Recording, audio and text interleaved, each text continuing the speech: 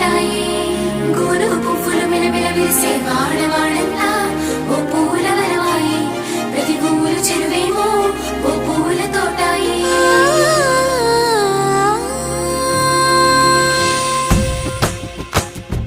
పచ్చ పచ్చని పల్లె పచ్చని పల్లె మబ్బుల్లో లేసింది వాకిళ్ళు ఊడ్చి ముగ్గులు పెట్టింది